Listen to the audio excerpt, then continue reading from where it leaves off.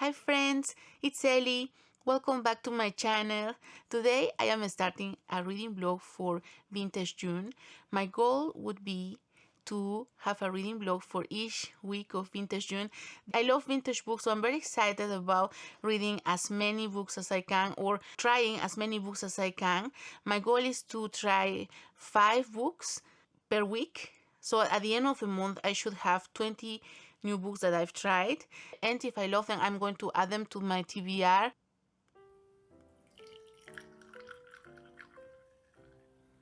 Today I am drinking coffee from this mug. It has become one of my favorites. It reminds me of the British countryside. And at the moment I am reading The Cottage Tales of Beatrix Potter, which takes place in Windermere in the Lake District. The first book that I've started today is The Dean's Watch by Elizabeth Goudge. And I love that The Dean's Watch is a historical fiction published in 1960 but set in the 1870s. It's about two elderly men, the dean of the cathedral and a clockmaker.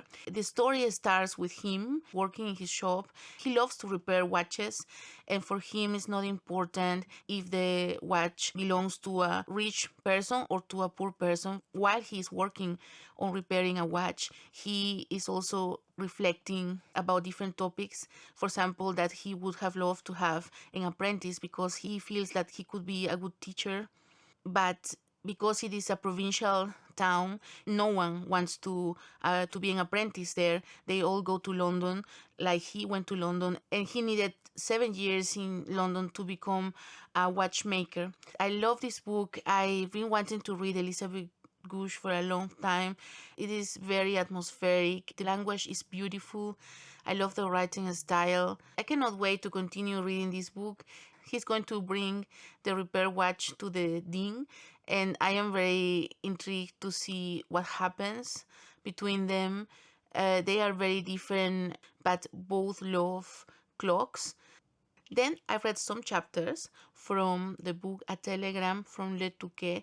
This book was published in 1956 and is on my TBR for Vintage June for the prompt to read a vintage mystery. And I am very glad about reading a book from the British Library Crime Classics. I read that there are 130 crime classics. The British Library Classics series present a collection of British detective stories from the golden age of crime. I finished all the chapters that take place in England. I really enjoyed the beginning. It was very atmospheric and intriguing. Nigel is a young man who goes to visit his godmother, but Gwenny is very eccentric and not so kind. You don't know what to expect from her, but she has taken care of Shayla, who is the woman that Nigel wants to marry, but she is very young. She is, I think, 19 years old. They are not sure if Gwenny will allow her to marry him, will give her permission to marry him, and she has decided not to allow Shayla and Nigel to marry. But Nigel is very suspicious of Gwenny because there is no real reason why they shouldn't get married. It seems like it has to do with money. So Gwenny has decided to close the house and go to France, to the south of France, to spend time in her mansion there. But the separation with Shayla and with Nigel was not very amicable. But now she has invited Nigel. She has sent Nigel a telegram to go join her there, and that's very suspicious. So now I'm going to see what happens there. So very happy about my first book from the British Library Crime series. I've been wanting to read more books from the Furrowed Middlebrow series. This year I read D. Stevenson, Molly Clevering, Elizabeth Fair, and Susan Scarlett. I want to read as many as I can from this series, and I chose Bewildering Cares.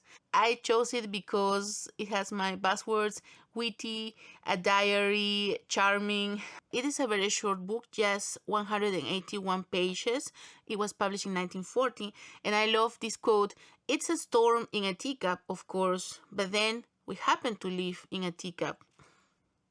And the second book that I'm starting to read today is the Mitford Murders It is a mystery, and the Mitford sisters were very famous in Great Britain.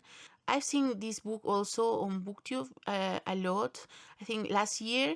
So I was very curious about this book. And here it says, lose yourself in the first of a new series of mysteries set amid the lives of the glamorous Mitford sisters. I love the cover and the colors. It looks wintry.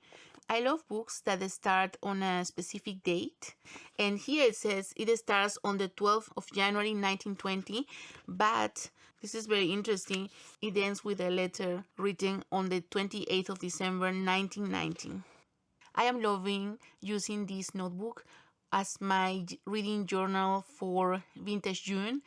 I love this cover. It looks very vintagey to me. You can get the notebook, or you can get the notebook and the book, which I love. I love to have a notebook and a book with the same cover. So I have this notebook, and I think it's perfect for Vintage June. The books that were not on my TBR for Vintage June that belong to the 5 books challenge are the Dean's Watch. Very, very, very glad to have started reading it. And Bewildering Cares. So that means I need to try 3 new vintage books. I have some candidates, but I will report back. Thanks so much for watching, and I will be seeing you very soon with another bookish video. Bye!